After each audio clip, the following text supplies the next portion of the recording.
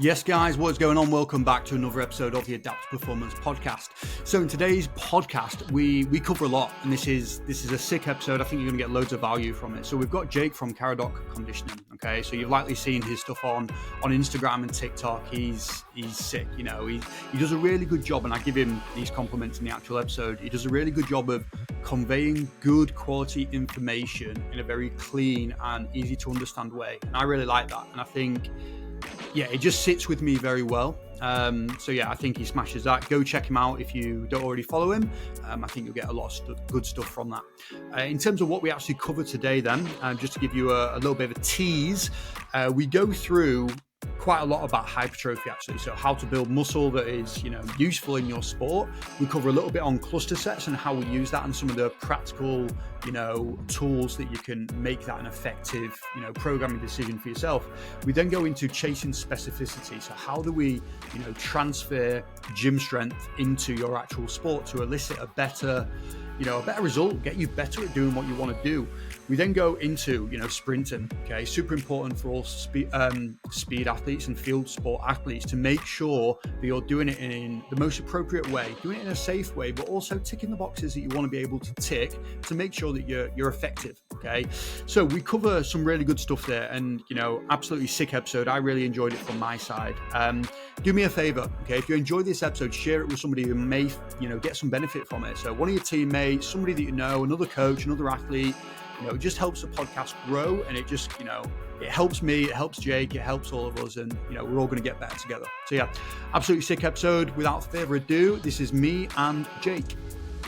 Yes, Jake, how's it going, mate? Welcome to the podcast. Thank you for having me on. Mate, it was a no-brainer. It was an absolute no-brainer. I would not miss up an opportunity to see that tash and those eyebrows and that beautiful mullet in action in HD.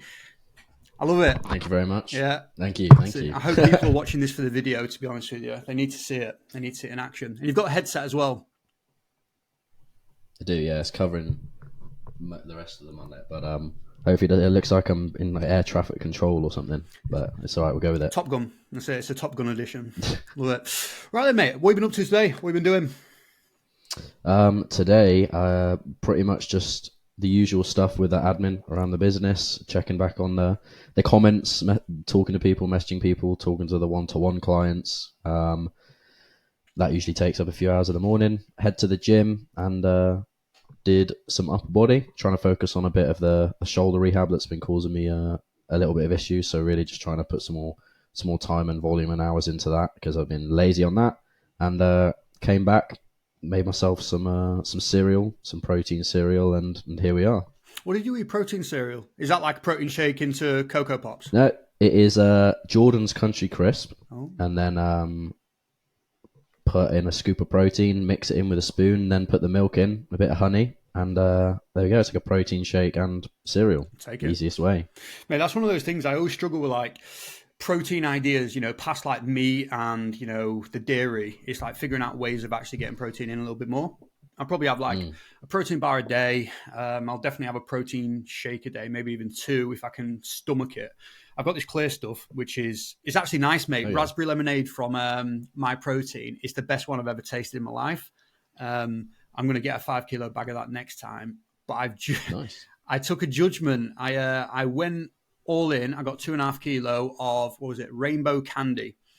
And when I say, I can't even think of a politically correct way of saying this, it was just shite. It was absolutely the worst money I've ever spent in my life. I need to give it away. Yeah, well, I don't want it, mate. We can have it if you want. That can be your incentive for being on the podcast today. Right then, mate, can you give me a little bit of an intro then? Me and the listeners. Like, who are you? What do you do? How did you arrive at this position where you currently are? Okay, cool. So I guess I call myself a strength and conditioning coach. I did I did an undergraduate degree and then a postgraduate degree. So my undergraduate degree was in sports conditioning, rehabilitation and massage. So quite broad. I wasn't really too sure what I wanted to go into. That was at Cardiff Met. I did 3 years. Then decided to specialise with the strength and conditioning. So I did a master's at Cardiff Met, strength and conditioning. During that time period, was just spending a lot of time like playing rugby, coaching my friends. Always, I've been involved in the gym, trying to help people out in the gym. And it kind of just happened naturally, organically. Started posting my own videos, and now I'm purely online at the moment, but an online strength and conditioning coach, predominantly focused with rugby players. Kind of in a similar situation to yourself, looking at helping those athletes that don't necessarily have those opportunities because they're not in academies. They don't already have all of this stuff provided for them. So helping people purely online from my side with the content and the online strength conditioning. Sick. I love it. And I said this when we were off air beforehand, but I want to give you some flowers. I want to give you some compliments before we get going. Not to loosen you up, but genuinely just to kind of emphasize what I deem to be good practice in the online space. And for anybody that's listening, you will see a lot of dog shit, to be honest with you. You'll see a lot of bad practice. You'll see a lot of marketing gimmicks. You'll see a lot of poking fun at people as a way of making yourself and your own content shine brighter. And one of the things I feel like you do really well is you get across the information, you get it across in a really clean way, but without actually being like a bully, like being that mean girl mentality. And I really like it. You know, I think it seems very authentic, and I imagine that's probably what you're like as a person as well. Oh, thank you, Ben. I appreciate that. Yeah, I mean, I've been doing the content for a few years now. I won't say that's exactly how it did start off. You know, I used to do some like TikTok duets and be like, this is wrong, this is right. Very quickly moved away from that. You know, no one gets everything right first time. And yeah, you know, I wouldn't be able to do my job if I wasn't being authentic. It just takes so much more energy to do something unauthentically than it does to do it authentically. You know, I wouldn't be able to put in, 60, 70-hour weeks, whatever it is, to do this kind of stuff if I was trying to put on a persona or lying or scamming or cheating people or just being a dick. So yeah, I appreciate that. Appreciate that you've mentioned that and you pick it up. That's good. I'm glad. Yeah, mate, it comes across. It comes across. So we obviously put out a Q&A the past couple of days around specific topics that, people wanted to know a little bit more about, specific questions, that type of thing. So I'm going to tee us up, mate, and let's just see where we go with this one. And I think the first one, and this one came from you, was around hypertrophy for athletes. And I don't know if this was a specific question from an individual and if you remember exactly how they worded it. But do you want to kind of take that away and see how you would kind of go with hypertrophy for athletes and what your thought processes are as an S&C coach when trying to achieve that goal? Of course. So I think first off, I cannot remember the exact question. I probably should have that prepared with me. But I think it's really important to define hypertrophy or hypertrophy, whatever we want to say. We're just talking about an increase in muscle size. For the most part, in terms of what we can actually influence in training, that's going to be myofibrillar and sarcoplasmic, right? Are we really interested in sarcoplasmic? So let's just call it the increase of the fluid in the muscle. Probably not, because that's not going to translate over to higher force production. So from an athletic standpoint, not really something that I like to consider. If I'm trying to get someone to put on as much weight as possible, which I'm not going to lie, I don't really like doing that. I'd rather I'm a big fan of relative strength. So saying strong for your body weight is really important for me and all of my athletes. So doing that is not necessarily a route I'd go down. So then in other words, we're trying to increase the size of the muscle to increase the force production abilities of that muscle. So then we've got to kind of think, are we doing, like if we're then doing our exercise selection or our prescriptions of sets and reps and everything, we've then got to think, are we purely going for an increase in the muscle size, or are we also trying to combine it with something else? So those are the different thought processes and routes that I go down. Hypertrophy for athletes, it is a difficult one because I think a lot of it is going to come from the most effective strength training. So like your 5x5s, for example, where you're getting the neurological benefits of doing the heavy weights, which is a really big component of strength training and force production. But you're also at the same time accumulating enough volume and mechanical tension to grow that muscle and get hypertrophy in that instance. What are your thoughts? Mate, it's sick. Yeah, I wrote down a few notes before we got started, and you've done a little bit of bingo with my notebook. So you've just tick, tick, tick, tick, tick. Nice. All the same things. I think it's it's a good thing to look at, even though, I think we've both probably said this in the past of, we don't want athletes to train like bodybuilders. And that's correct. We don't want them to copy and paste the style of training or the training schedule and that type of thing, or the mentality. However, there are some really good lessons that we can take from bodybuilding as a sport and as a practice that we can apply to athletes, and I think one of, probably one of my idols, actually, one of the guys that has given me the most to think about in the strength and conditioning area is a guy called Mark Campbell. He works at the IS now. He worked with GB Boxing. And he basically said, look, if you're trying to create a specific adaptation, well, look at the sports where there is a singular adaptation in mind. If you want to get fitter, look at the practices of the long distance runners. Look at the elite guys. If you want to get fast, let's look at a sprinter, And if we take that same approach of, okay, well, what do bodybuilders generally do? Okay, I think I would say it's pretty common practice that they will lift close to failure. Okay, they will push it and they will get close to failure. And we know that the research itself, when we speak about mechanical tension, and depending on which band of scientific, I'm just trying to think of the word, which band of science and what research group you're attached to, they say like 5 effective reps. The last 5 reps of a set, providing that you lift well and you push it, they're going to be the stimulating reps. They're the effective reps. And I think that's one of the things we probably need to speak about, actually, is we want people to train hard.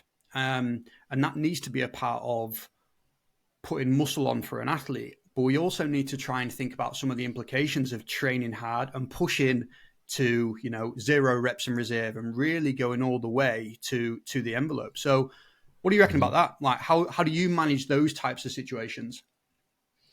Yeah, definitely. So I've made a couple of little videos and posts about this kind of similar things before. Everything in strength and conditioning, everything in training, it's not all positive. It's not all adaptation. It's going to come with some negative, or what we could call negative. I don't like to call it negative. I don't think fatigue is negative, but it's not something that we're striving for because it doesn't give us anything in particular. So can we strike that balance with the way that we're prescribing the training to make sure that we're getting the most stimulus or the least fatigue, or the most amount of benefit and the least amount of drawback? So with the effective reps thing, or proximity to failure, those last 5, it's about trying to find that balance between are we going to do like less sets closer to failure? What are the benefits, the pros and the cons of that? Are we going to do way more sets, like the hypertrophy clusters protocol, like 8 sets of 5, and then the benefits and the positives that come with that? For example, let's compare, 4 sets of 10 to 8 sets of 5, right? So what you might consider higher intensity, closer to failure, less sets, compared to further away from failure, but more sets. If we are going closer to failure and we're doing it for less sets, it's probably going to be a little bit more time efficient. And you're going to ensure, especially for athletes that, and if you're not measuring the velocity, that they are actually going close enough to failure to get that desired, hypertrophy, to get that response that we want. But some of the drawbacks, as we get closer to failure, our rep speed is going to start going down. So the velocity, the power from that is going to slow down, which is a really important concept for athletes. And we're also going to lose a little bit of the quality of those reps in terms of like the technique. So if you really want to be pushing and get maximal output, pushing close to failure, there's going to be some areas of technical breakdown. If there isn't, I just don't think you're really pushing enough. The exact benefits flip when you talk, and the drawbacks flip when you go for the 8 sets of 5. So you have to spend a lot more time doing the 8 sets, even if you have shorter rest periods. You're not necessarily going to ensure that, at least for those first few sets, are you even getting within that that proximity of 5 rep range? Are you accumulating any volume that's going to give you hypertrophy, or is that even a bad thing? I don't know. And then the benefits are going to be that you have more velocity, more power, higher quality reps in terms of your technique. So every single thing that we do, that's just one example. There's going to be pros, there's going to be cons, and it's just about us balancing and finding out for each individual athlete and at each individual time frame and each goal, which is the best selection for that. And that's probably one of the more nuanced and harder things to probably think about, I'd say. For sure, mate. I did my master's dissertation in, well, it's basically, I had 3 different trap bar sets. I basically had a touch and go condition with the trap bar. I then had dead stop reps, and then I also had clusters. So I think we did 3 sets of 6 on each of those, and the clusters was 3 sets of 2 with 45 seconds rest in between each. And essentially what we looked at was velocity. We had it on the force plate, so we got a measure of peak force, average force, all that good stuff. And essentially, what did we get? So we got peak force. The highest peak force come from the dead stop reps. The highest peak velocity come from the touch and go, because you get an element of bounce, and it did happen in that very small window straight off the ground. But when we compared that against the clusters battered everything. It absolutely trumped them both, and that was really interesting. One of this is like a little bit of a side note, but one of the goats, one of the guys when it comes to clusters and research in that space, is a guy called James Tofano, and he actually came over to Sheffield Hallam as I was doing my study, and I'd spent so much time referencing his name. I was fangirling hard, mate. I was like, this is actually the person. But he's really cool, and he actually spoke around clusters, and you mentioned before some of the downsides of clusters being potentially it takes a little bit longer. And what he said is he'd compared, your typical rest time of, 3 minutes across 3 sets. And he said, just break it down, do a minute and a half, do a minute and a half in between 6 sets of that thing. And you still end up with better results than if you did it before. And I thought, you know what, you've just minimized the downsides there. One of the downsides, really interesting, actually, I'm just going off on one, mate, you can jump in when you want, is when I've done clusters in the past, particularly when I've gone super heavy, one of the things I've actually really struggled with is the mental side of being able to keep dialed in for 6 sets, 10 sets, particularly with not a long rest time. Don't know if you felt that. Yeah, definitely. On that one, there's a couple of things with the mental side. There's a couple of drawbacks. For not kind of mental side, but I'll also include it in the other things like fatigue. But first of all, it's so hard to get the weight and the intensity prescription correct. I myself, obviously I'm a coach. I've worked with loads of other people. I've used examples of sets and reps and intensities. You'd think I have a really good understanding of what the weight selection should be for you to then maintain that through sets, but that just all goes to shit when you're doing more than 5 or 6 sets. There is no way you can tell. It's going to be extremely individualized. It's going to be, on the day, you might find that your first set moves amazing and then the 4th and 5th are horrible, or you might find that the 1st and 2nd set are amazing and the 7th and 8th absolutely fly. One way that I kind of combated that, I don't like the idea of increasing or decreasing the weight every single set. I think it's better to kind of stick it through from a learning perspective to know what you can and can't do, but also because it's just a bit of a faff, especially if you're doing clusters and supersetting them. So last week I did bent over row and overhead press, 8 sets of 5, supersetted, cut the rest times down to 45 seconds between the two. I had to use the same.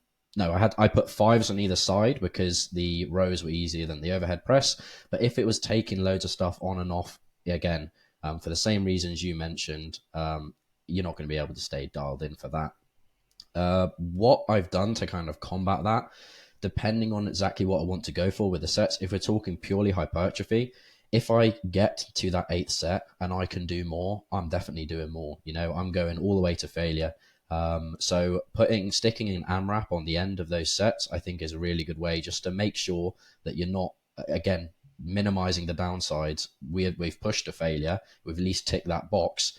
And it's probably not going to be as fatiguing as if you went to failure on a much heavier weight or really early on in the set where you could get 15 reps as opposed to maybe the 10.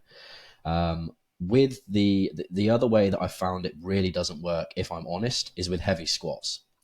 Simply because of the effort it takes to rack, unrack, and all these things. So I've tried it a couple of times myself and with clients. Really heavy box squats. So the box squat is already going to be heavier than what we're doing anyway. A huge part of that is going to be the walkout, the unloading. But we were setting people up. It was with a 4 rep max, and it was 2 reps. Rest 15 to 30 seconds, 1 rep, rest, one rep, and just doing that and racking the whole time. Like, what are we trying to get the stimulus from? The squatting and the extension through our through our knees and our hips, or unracking the bar? Obviously not unracking the bar. So I find it didn't really work too well with that. And for people who are benching that don't have a spotter that can help them with that, again, a couple of drawbacks. But for like overhead presses, for rows, for bench presses is all right. For pull-ups and for deadlifts as well, I found that they work really, really well. Just being able to increase that, get better quality reps, stay nice and strict with it, and increase the volume. I think they work well with that. Mate, some really good practical application, tips there. And I think you're exactly right. We can look at the research and say, right, that's going to increase muscle mass or, speed by this much. But sometimes it is an absolute faff and it doesn't transfer into the real world, And I think I felt that with back squats. I felt that with bench press. It's, if you're somebody that really gets used to having a spotter there, particularly, on bench where you want to lift off, if you're doing, 10 sets of 3, you've essentially got to have a spotter there for the next 20 minutes. It just doesn't work in the real world. And I think one of the things that I think is really interesting is CrossFit. Okay, you look at CrossFit and some of their styles of sessions, and every minute on the minute, EMOMs. Okay, you do 3 reps on the minute, you then rest for the remainder of that minute. And well, what is that? That is a cluster. That is a 20-minute cluster, a 15-minute cluster, however long you're going to do it. And usually it's paired with your Olympic lifts, which is probably one of the downsides to actually, because your technique may go to shit. Obviously, that depends on the coaching, the level of expertise of your technique, and all those things. But one of the things I always found doing EMOMs when it came to like cleans and snatches, particularly if you were meant to escalate as you go, so increase the weight, is you would spend your rest time fucking around with those bumpers, and putting a new plate on there. And that became really taxing to the point where the next set is actually a little bit shitter, and then you gain that engine back. So, mate, I think we've covered some really good stuff there. And I think one of the things I actually want to delve into a little bit more just off the back of that question is, so if we look at hypertrophy, we've covered a lot of the behind the scenes stuff. Let's say I come to you and I'm like, right, Jake, I'm skinny, help us out, bro. Okay, I'm playing rugby. I need to put on some size. I kind of have the usual training sessions as far as rugby goes. I've got Tuesday, I've got Thursday, I'm going to play on a Saturday. What are you saying? So first off, I'd probably preface by saying a huge amount of this is going to come from your diet, mate. And I don't work miracles. You're not going to be able to slab on any tissue if there isn't the building blocks, the protein, let's say, to do that. We have to be realistic with how focusing or aiming single-handedly at one goal is going to impact all of your other goals, and all the other things that come with that. It is a very complex sport in terms of we're looking at maintaining or developing or being proficient in multiple qualities, pretty much every quality there is, at a high level without having a significant weakness that will just be exposed out on the pitch. So that's one important thing. The second thing that I would say to that is 75%, if not more, of the training is going to be exactly the same, whether or not you're trying to build muscle, whether or not you're trying to get stronger, whether or not you're just looking at maintaining those core like movements, whether we're sprinting, jumping, potentially even the rep ranges of some of those main movements as well. It's going to be pretty similar. It might increase the number of sets just so that we're accumulating a little bit more volume. But again, you've got to try and strike the balance between adding in more volume, increasing the fatigue, and all of the negative downstream effects of that. I think most of it would just come from me telling them to eat in a surplus and adding in a little bit of accessories that aren't going to impact the training too much. So this is where that bodybuilding style of training would come in, just to isolate some of those areas that it isn't going to negatively impact too much. For example, I'd much rather focus on some of the upper body than some of the lower body, just because of the huge amount of lower body training, stimulus, fatigue that we already get with training rugby, playing rugby, sprinting, jumping, squatting, hinging, all really heavy, that I wouldn't want to sacrifice because we're adding in loads more volume on, I don't know, leg extensions or hamstring curls. I just feel like you could maybe add in a little bit. I'm not saying you can't add in any, but slab on some meat for the upper body. It's going to be hard for you to fatigue yourself by doing that, if that makes sense. So it's a bit of like, where are the drawbacks? Where can we put our energy and invest everything? What are your thoughts on that? All makes sense, mate. I love it. One of the points I'm going to take the listeners back to is when you mentioned around relative strength, being a super important thing. And one of the things I want to jump in on is you said chasing a goal specifically. So let's say, for example, and it's pretty common, I definitely get this, where a rugby player will come to me and be like, right, I want to be better for rugby, but I also want a sick rig. Okay, I want to put on a lot of mass. And it's like, okay, cool, we can definitely do that, right? However, some of the implications of us chasing that goal of putting on a lot of muscle mass means, okay, you're in a surplus, you're going to put on a bit of muscle, love that. You're also going to put on a bit of fat, okay? What happens when you put on an extra 2 to 3 kilo of tissue, might be fat, might be muscle or whatever, is you're now carrying an extra 2 to 3 kilo, okay? That means it's going to be a greater demand on your aerobic system to get you going through the full 8 minutes, but also it means that from a power perspective and a speed perspective, you're now carrying a little bit more. So you may not actually feel the effects of being stronger and more powerful until you then reduce that weight back down, in the preseason, the off season. So it's not to say don't chase that goal of putting more mass on.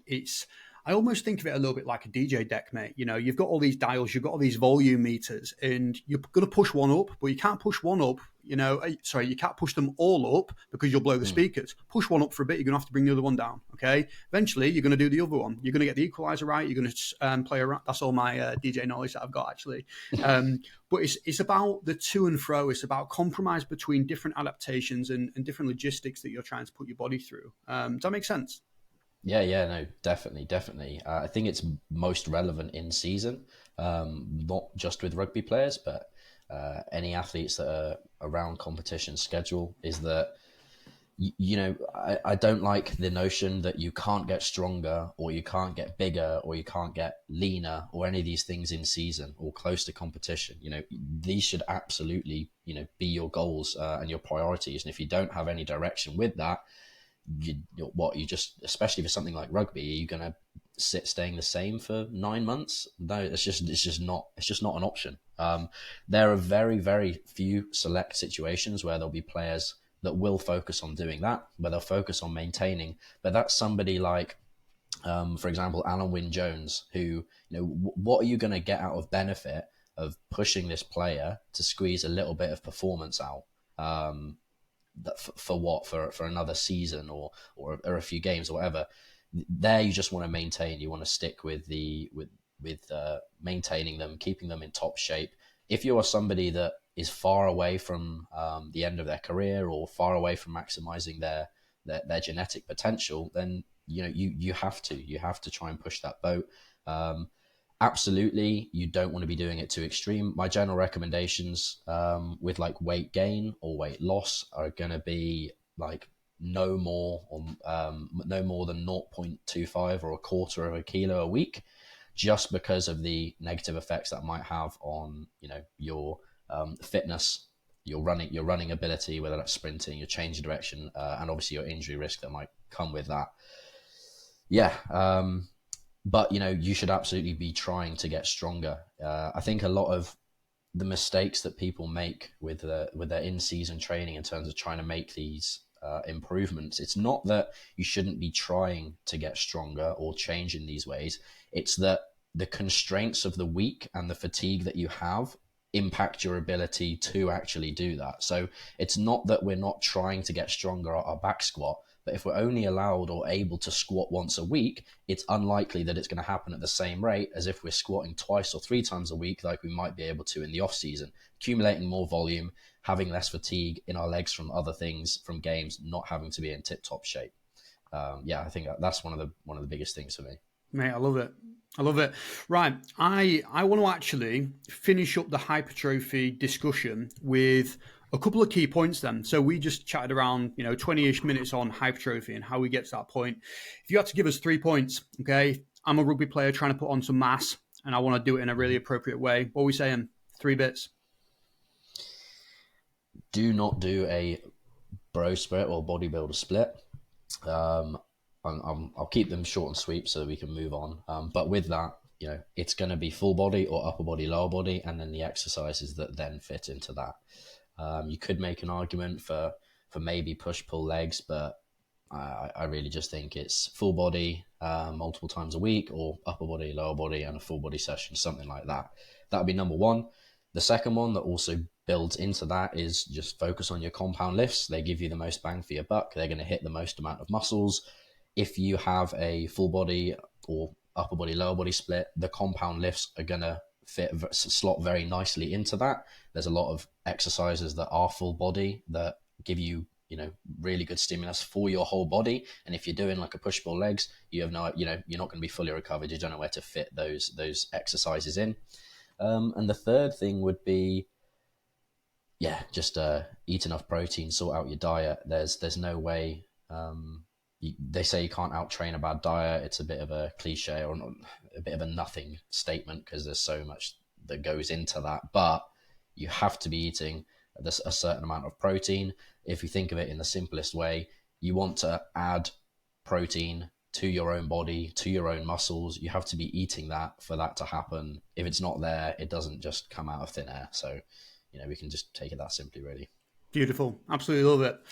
So I want to move on to, I guess, a little bit less of a S&C specific question, but is around the topic of decision fatigue. So we obviously just chatted for about 20 minutes there on one specific thing, and we probably covered a lot of ground for somebody that isn't, if they're not involved in sports science or they haven't been around the gym for a while, they could see that as, wow, there is so much I could do there. And I feel that this is my industry, it's your industry, and I bet you sometimes get the, that brain fog, that paralysis analysis of being like, shit, what do I do?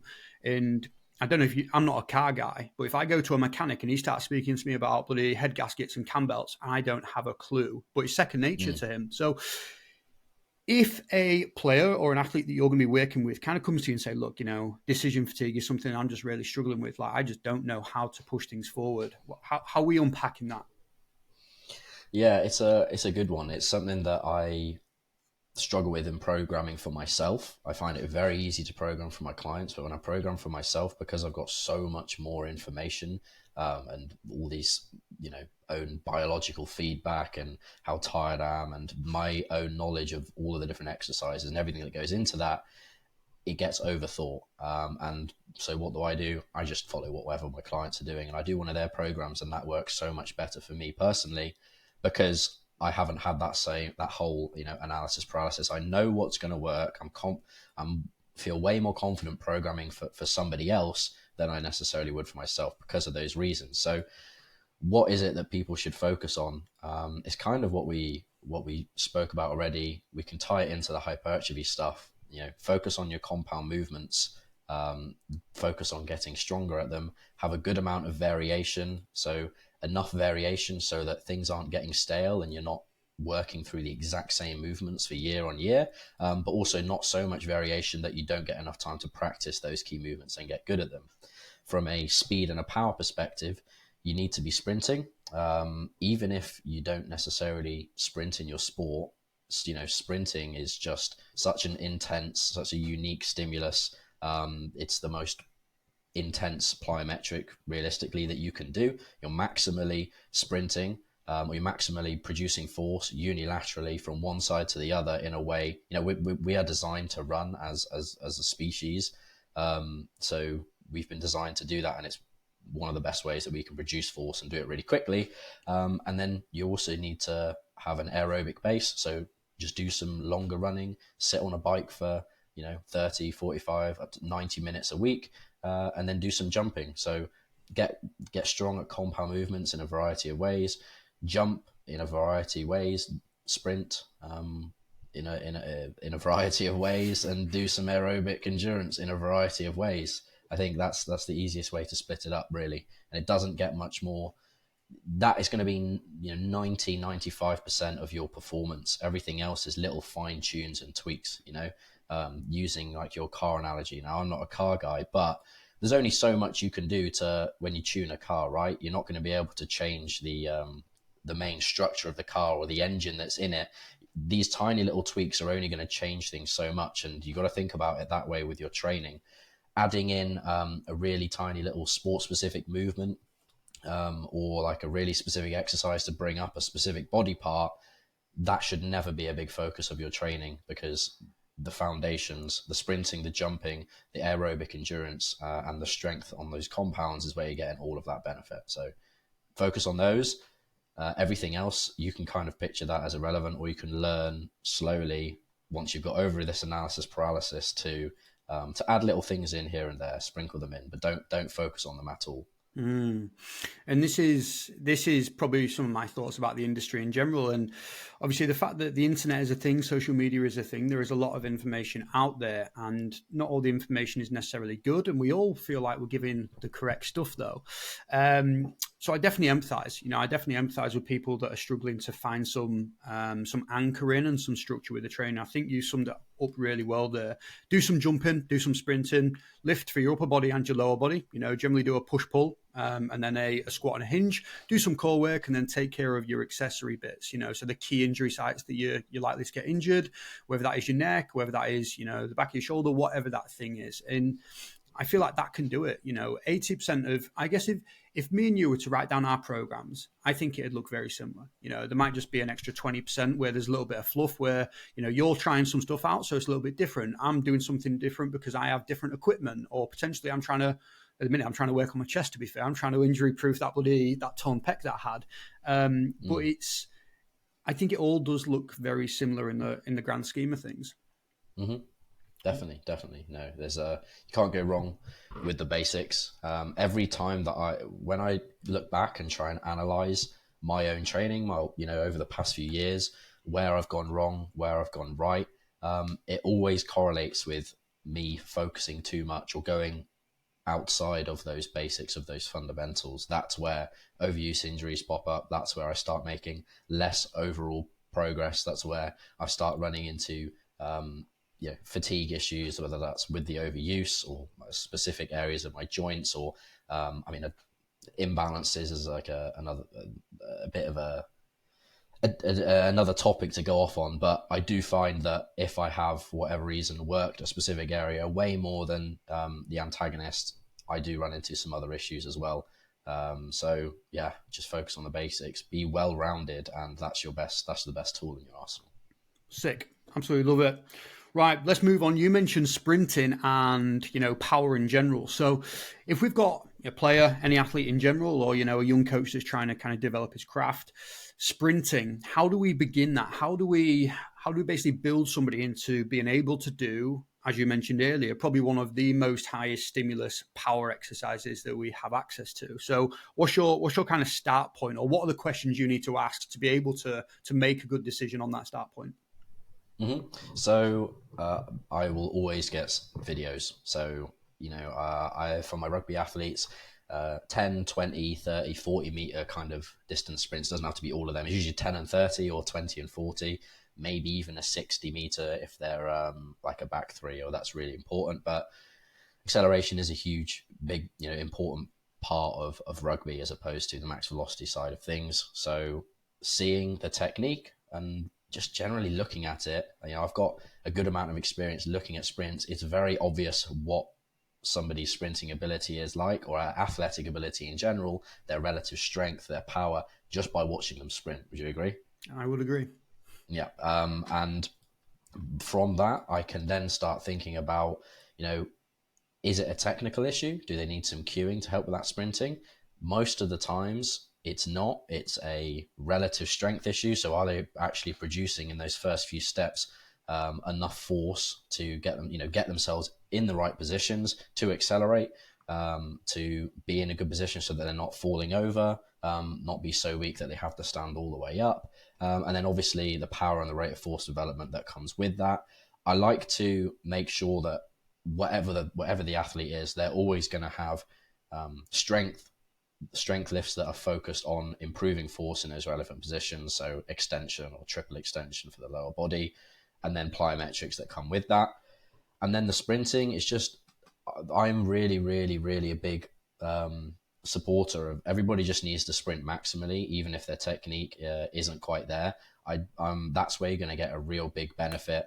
I would probably bring back the volumes if somebody's, let's say, not quite overweight, can't produce enough force to get themselves in those positions. I'm not going to be hammering in the volume because it might be a bit too fatiguing for them.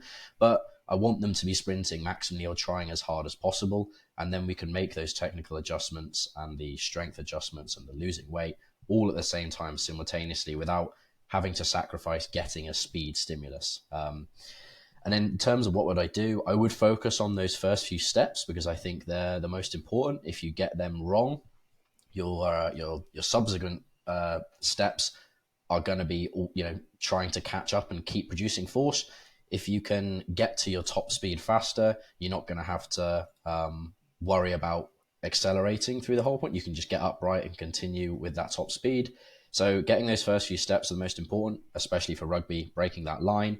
But just in terms of where I also think you get the most benefit and carry over to the rest of your training, so the power development, the force, and the positions that you're hitting, I think those first few steps are where the money is at. And so I would really focus on that. And then we can gradually increase the distance and the volume that comes with that as we go through the training cycle or as we get closer to the start of competition or season where they're going to actually have to be hitting those distances and running those distances. Nice. No, that's cool. I think, do you have like an idea of how many times a week you generally would like somebody to sprint? Do you have like a minimum or a maximum even? Yeah. So minimum is once, a maximum would be 3 times. I think that's quite an easy answer for me. There isn't a maximum if we're talking about technical work. I think if let's say you're a track runner, I'm not obviously not my area of expertise, but if you really needed to drill certain positions and get the proprioception and the awareness and the balance and just practice those movements, then there's no issue with doing that every day or every other day. So you could probably go 3 or more times. But in terms of putting maximum effort into your steps and your sprinting, I'd probably leave it at 3 times. One of them would be, so in season, one of them is your game day. You're going to be sprinting maximally in your game day, I hope. The other one would be an acceleration focus session, and the other one would be a longer distance maximum velocity focus session. So we tick absolutely everything.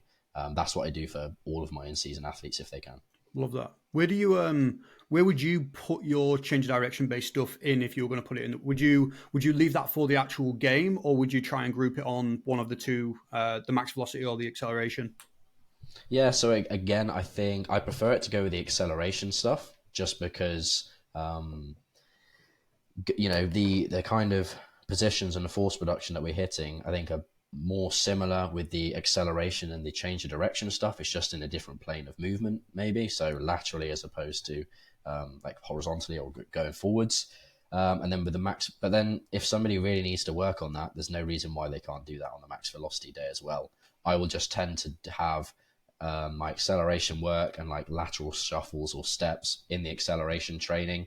Again, because the acceleration is a little bit less distance, it might be a little bit less volume, a little bit less fatigue. You can probably get away with less rest periods as well. So adding in that agility, or the change of direction, it's not going to turn the session into like 2 hours long. Or if we're using it like I like to do before a Tuesday and a Thursday training session, I don't want it to be longer than 30 minutes realistically, including the warm-up, because lots of players don't have access to the pitch to do that, and they just don't want to spend 45 minutes or 90 minutes or whatever it is fatiguing themselves and warming up before they train, because the training is the more important to me, way more important. I feel like that point that you just said there is also something I try and opt for as much as possible, is getting the sprint training done directly before Tuesday and Thursday. I see it as it's logistically efficient, and it's also probably the most adaptation, efficient as well. Like it's low hanging fruit. People don't need to go too far out of the way to achieve that session. Just leave a little bit earlier. Obviously, it's not always appropriate, and sometimes we do have to get a little bit creative on where we put those sprint sessions, or kind of squeeze in some sprint stimulus in the other sessions. But I think that makes the most sense for me. And I think some of the things I like doing with that is I like hill sprints. I'm a big fan of that, and I'm also a big fan of the sleds. I think as far as beginner sprinters, people that haven't got a large training history as far as, being on 2 feet and sending it can be a really good way of teaching key positions, getting them to feel what it's like to accelerate and really drive forwards. But I also feel like as far as there's always an element of risk, but as far as injury risk goes, I think it's quite a safe not alternative, because I like them to do both, but I think the hamstrings generally take a little bit less of a kick in when you start factoring in the sprints and the weighted sleds. Is that something you use a lot, or is it just kind of dependent on, I'm guessing, logistics? Do people have a hill and do they have a sled, which is not always on the cards? No, definitely. They're both really, really good. It's difficult because not everybody has access to the hills. It then makes it, with when you're then pairing it up with training, do they have a hill where they're training? I think it can work really well. If you've got like a lower body session, you might do some hill sprints before it. It's also a really good way to get in some like anaerobic conditioning and also condition the muscles, the tendons, the actual structures that are required for you then to do it maximally when you're sprinting. I completely agree. When you're doing the shorter distances or hitting the acceleration technique where you've got that more torso lean, you don't have that like overstride or the hamstring getting that eccentric load, so you can get away with more volume. You don't have to worry about the hamstrings taking too much of a beating. But that's also the drawback as well. Like, we do want an element and exposure to that, which is why it's always in there once a week, so that the only, if the only time that you're doing something or reaching a certain intensity is when you're playing your sport, you're probably not going to perform the best. It's not going to be something that you're confident with, and it's just not going to be something that your tissues are going to be prepared for in most cases. I do like hill sprints. I really do like sled stuff. I find that most people have access to the sled in the gym, if they have it at all, as opposed to out on the pitch. But if people do have access to it out on the pitch, that's something I'd want them to communicate with me. It's important to know what equipment you've got available, and then we can set up best based on that. Really good way with the resisted, or just slowing it down, allowing you to produce that force for like a longer period of time. That, like I said, you get a lot of the benefit out of those first few steps, but then after those first few steps, if they're not resisted or on a hill, you start to get upright. You start to lose the amount of force that you can produce horizontally. So the sleds, the hills, anything that you're pushing or pulling is going to allow you to maintain those positions for longer and get that benefit for longer. For sure. I think what you said there around the fact that the sled or the resistance is going to be slowing you down, it is essentially the closest form of strength training you will get to actual sprinting. And that is one of the drawbacks that, people in the S&C community will chat about, saying, well, gym strength doesn't carry over to sprinting. It's so different. Like, it's not the same movement. It's not the same speeds. It's not the same forces. And, to an extent, I do agree. And I think that's where, your resisted sprinting does close that gap a little bit more and just provide a little bit more of a bridge, essentially. And, it's not to say that the weight room doesn't help you sprint. It does. It just gives you a slightly different quality that you can then begin to express on the pitch. One of the things that you said before around not everyone has access to sleds, it takes me back to lockdown.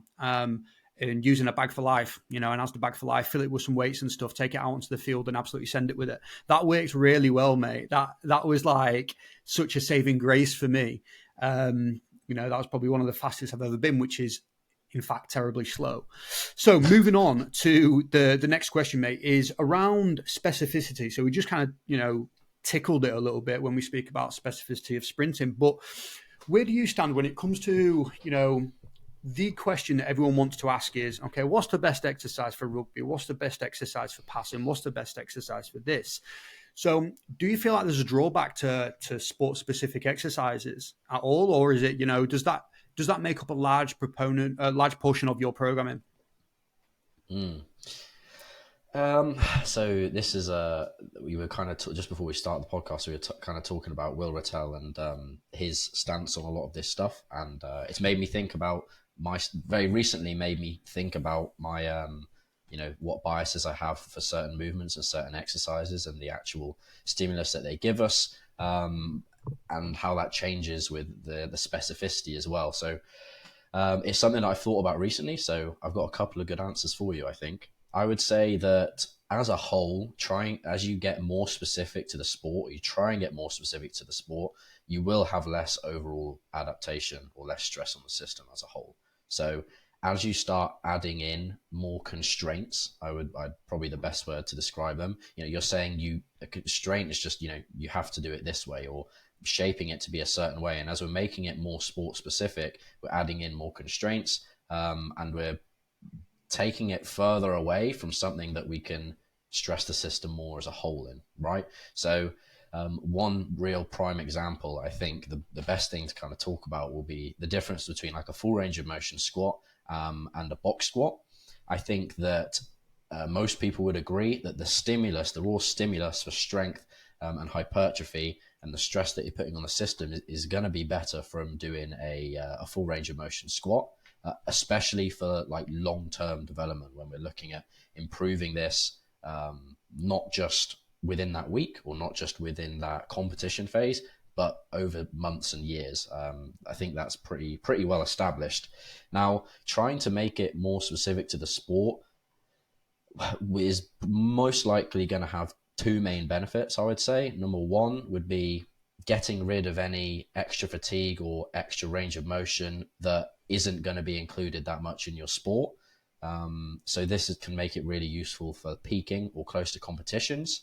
And with that, for example, I was listening to a Seeker Strength mention something a couple of weeks ago, specifically about squat strength, and it's something that makes a lot of sense. But when you're in a competition phase, a lot of people are completely beaten up, right? They've got dead legs, they've got cuts, they've got bruises.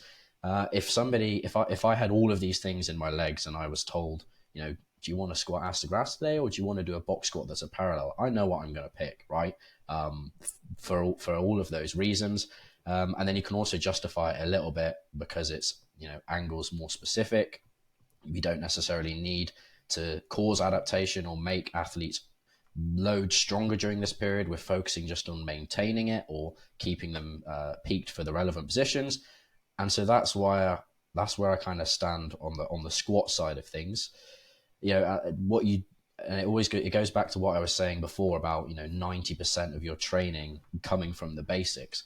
If you start to find that 10%, which you can kind of allocate to the really similar or sport specific stuff that you're trying to replicate for the sport, if it starts creeping much more than that, I think that as a whole, you're not going to be getting enough adaptation and stress and improve as a whole, as a whole organism, compared to if you're, you are spending the time on those compounds. What do you think? Mate, I don't disagree, and I think it's always one of those. It's the classic. It depends, It's having that context. It's having that information of the person in front of you, and picking apart some of the stuff like, okay, what do they enjoy to do? Are they somebody that does get injured a lot? Do they come in on a Monday morning absolutely beat up, and do they have a lot of those issues? And this is where I feel the actual coaching element becomes a big part of this.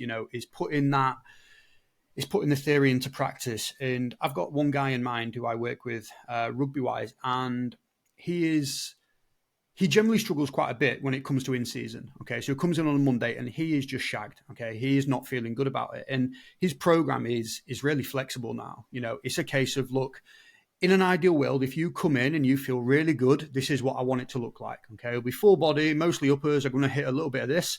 However, if you're feeling pretty shit, these are the alterations. You have flexibility within this. So if I've put a squat, go for a box squat. It's going to feel a little bit easier. If you can't do a box squat, cool. We're just going to get a little bit of, movement through those legs just to help you recuperate, help you recover so that we can attack that Wednesday session.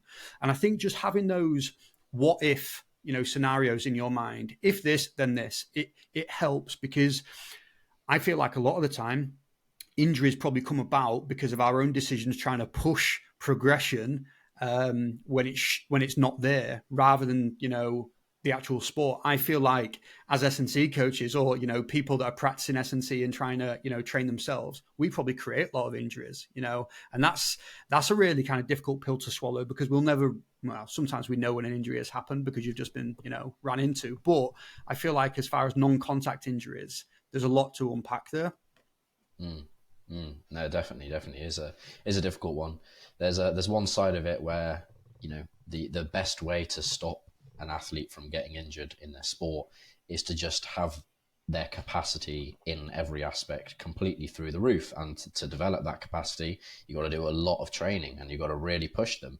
And in that same way, if you really, really push them for weeks on end leading up to a competition, you're also, you might have an unfortunate event and have one of these injuries. So striking that balance is super, super tough. But it starts with communication with the athlete for sure, having all that feedback, knowing, making sure that they're telling you, I feel like this, I feel like that, and you actually listening to that and changing the program if you need to. A lot of the time the athlete might tell you something like that, and your decision has got to be, okay, cool, nothing's changing, and that's fine. But you have to make sure that you've listened and that the athlete is heard, and that you can justify that in your own methodology and your own training, to improve them as a whole. Because there are a lot of times where athletes are pushed too far and their injury risk increases, and we're trying to reduce injury risk. That is probably the most important thing, not just for athletes in their sport staying out of injury to play, but just to progress. Even your general gym goer, you make no progress when you're injured. And so somebody who stays out of injury for 2 or 3 years and gets very slow progress is going to outperform, or get stronger than that person who's getting stupid numbers, adding 30 or 40 kilos to their lifts every 12 weeks, and then running into an injury that takes them back almost to baseline or further. So yeah, striking that balance and using all the information we have available to perfect that balance is a task for sure. But again, we don't want to fall into analysis paralysis, but I guess that's what your coach is for, right? Yeah, and I think one of the things we speak about with some of our adapt guys is, injuries do happen, and it's shit when they do, but I do not know one person that hasn't had, an issue in some way, shape, or form, whether they play sport or whether they don't play sport. It's like, or it's pick the thing that you want to live for. Injuries happen. It is shit, but I feel like the person that can best work around those things and actually learn from them is the guy that's going to keep pushing forward, because there's nothing worse than getting the same injury that you've had 3 times because you've made a stupid decision 3 times. And I've been there. I take that from, the guy that was relentlessly chasing a huge squat and the amount of backache. Like, I've had my fair share of back pain. And it's one of those, mate. Like, it's an evolution, isn't it? Like, these things and how we bounce back from them probably matters more than the decisions that we make in the first instance. So 100%. I think just on that, if you've I'm not saying we got to go out there and look for injuries, but are you really putting yourself in tough situations and pushing yourself and taking it right to the brink in your training or out there in the contact sport itself? If you've never had an injury, I don't know, maybe that's just me coping because I've had so many.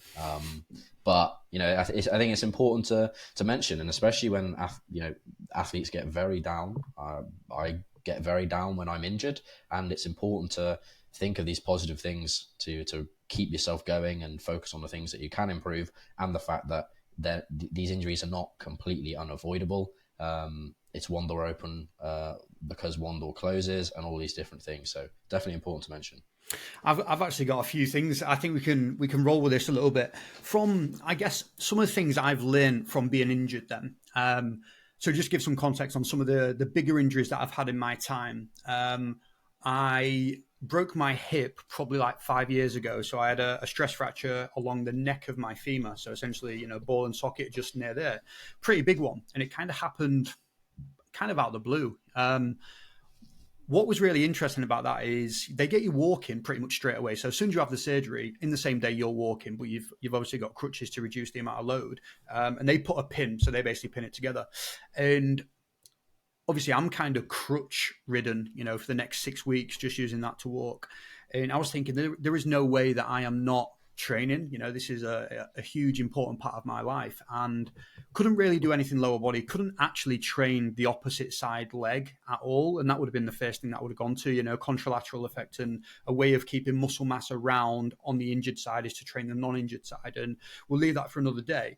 However, what I basically went down the route of was, okay, I'm used to doing upper, lower, off, essentially. So your standard kind of split. Broke my hip, that wasn't on the card. So I went push, pull, off.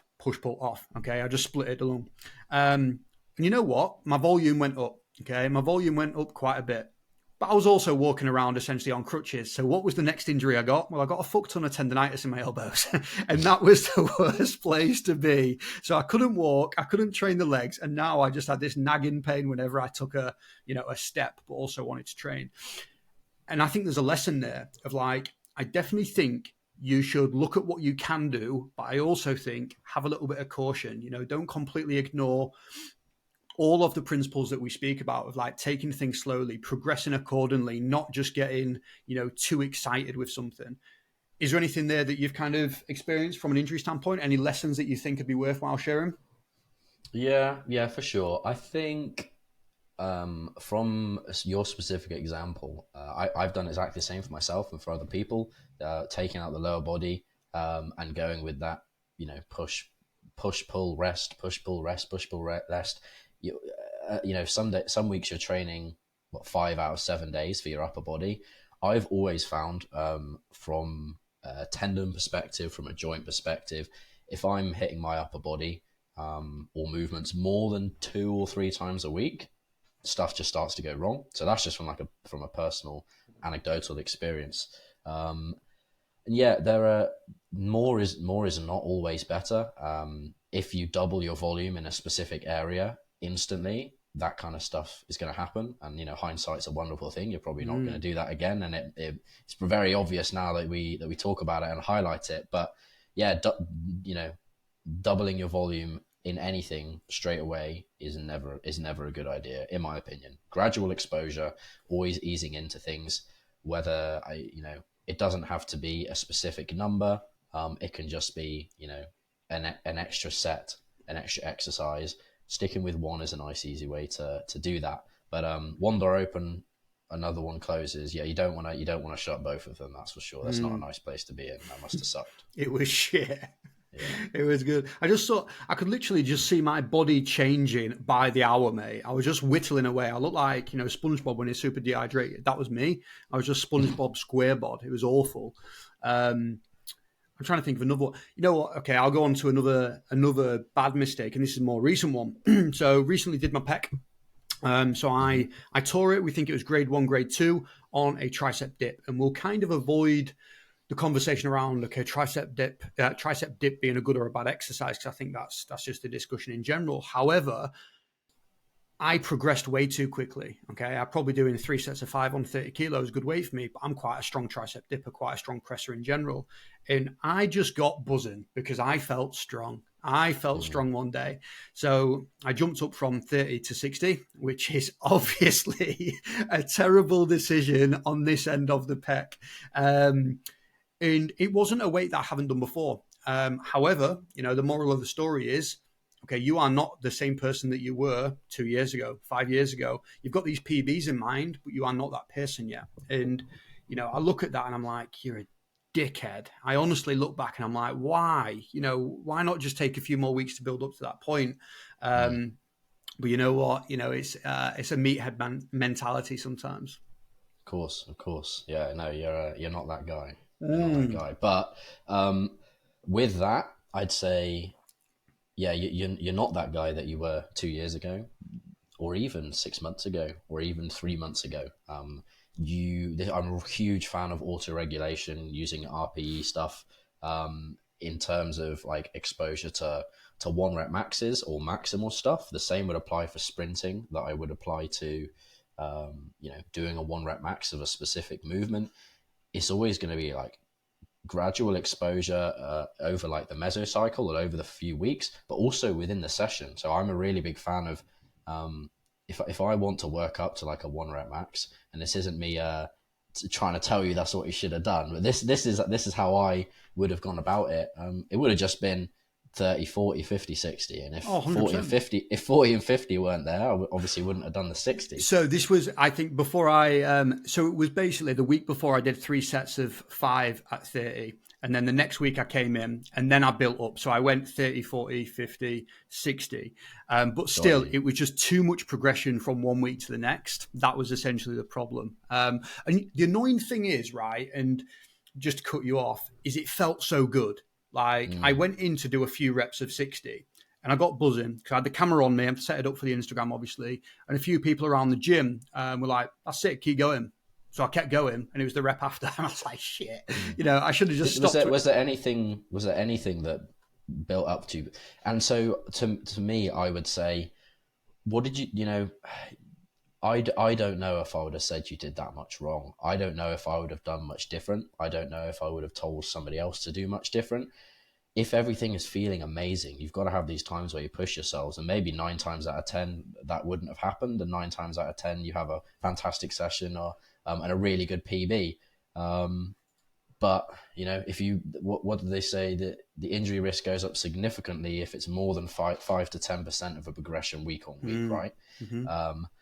So with that, is that just intensity as prescribed as like a percentage of a 1 rep max, or is that 5 to 10% extra based on the week or the load of the week that you did before, or 5? Does it take into consideration the volume?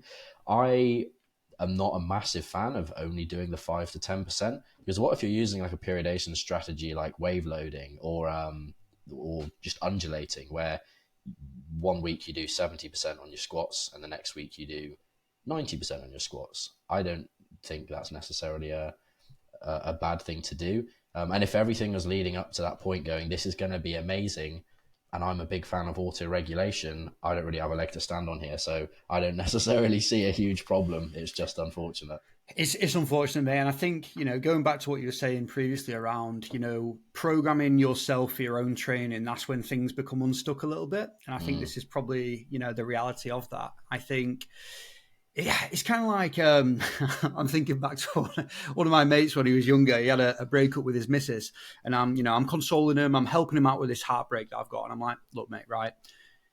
If I was you, what advice would you give me? And try and switch it back on and take that emotion out of it. But unfortunately, in the day, I absolutely sent it. I went big, and I definitely went home. Man, I nearly fainted, actually. It was so bad because I heard this pop, pop, pop, and I was like, oh, shit. Like, it was a kind of scary thing for me. Luckily, though, and I definitely do believe in taking the positives out of every situation, I'd never really done an upper body muscle tear rehab. So for me, this was sick because I was able to go through it step by step in terms of, physio, and just make sure that I'm grading fully back. And the physio that we've actually got a part of Adapt that handles all of our athletes, he was the one that, built me through that. So it's nice to see it from their side as well. And I think I want to be a coach that's got experience. I want to be a coach that's got good and bad experience. I want to be able to say, look, I know what you're going through at the minute. It's shite. I can't really give anybody experience on what a shoulder dislocation feels like, but you can. So you can empathize with them and you can give them that information and say, look, this is how you're going to feel. This is what I did. This is what I would recommend. No, definitely.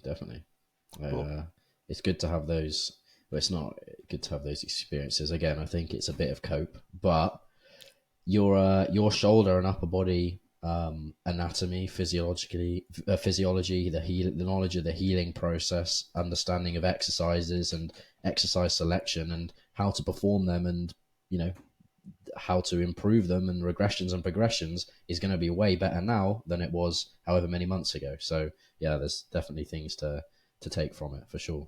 100%. Right then, mate, I have got through all the questions that I had for today. So I want to wrap up there. And, mate, I just want to thank you for your time today. I think that was absolutely sick. I think there's going to be so much value in there for people. I think there's going to be a lot of good stuff, but you're probably going to have some more questions as well. And I think that's the other side of this is you unlock more questions the more you know. You're constantly on the lookout for more information. I want to get you on for a part 2 at some point, mate. I've got it in the back of my mind where I want to try a 3-person podcast. I want to have a little bit of a round table type thing. And I've actually got it in my mind of Harry Wright, Train Right Performance. I feel like it could be a really good one. We get all of us on there. We have a topic that we're going to kind of go around, share perspective, experiences. And I think it'd just be really nice. Be a good first for me on the Adapt Performance podcast anyway. Sure, let's do it. Yeah, I know. I've spoken to him many times, and I really like the content that he puts out. And there'll be a hell of a lot of similarities between the things that we think, how we think about them, and how we do that for our athletes. So yeah, I think it'll be really good to have slightly different perspectives, and hopefully not disagree on too many things. But if we do, it's an opportunity to learn. It's really important to have as many conversations and opinions and be as open and as honest to things as possible, so that you can continue to learn. I think that's just something in general with that obviously really like about yourself. You put yourself out there. You want to learn. Not everybody's not perfect, but what we do is all of the information that we've had available to us, we then put it out in the way that we best see fit. And as long as we are doing that, that is the most important thing for everyone else. I think if you are a coach that doesn't do that, well, you don't want to be a disingenuous coach, do you? I think putting out the content and just helping your athletes and being honest about it is the best way forward. And discussions are a big part of that for sure. 100%. Love it, mate. Once again, really appreciate your time. What I'll do is I'll put all your information in the show notes below if people want to come and find out your stuff. I would 100% recommend it. TikTok, Instagram. Do you do YouTube? No, it's TikTok and Instagram. Not really. I'm thinking of doing a couple of things, maybe a couple of longer videos, but not currently. No, just I uploaded a few of the shorts that are just exactly the same as on TikTok and Instagram. Really. Beautiful. Cool. Have a good day, mate. Thank you very much. Awesome. And you, mate. Thank you very much. Thanks for listening to the Adapt Performance podcast. Let me know what you thought about the episode by leaving a review or sending me a direct message. I'm all for receiving the honest feedback to make sure the episodes grow and get better and better. Like, share, subscribing and following all goes a long way to making sure the podcast reaches the right people. Thanks a lot. Catch you next time.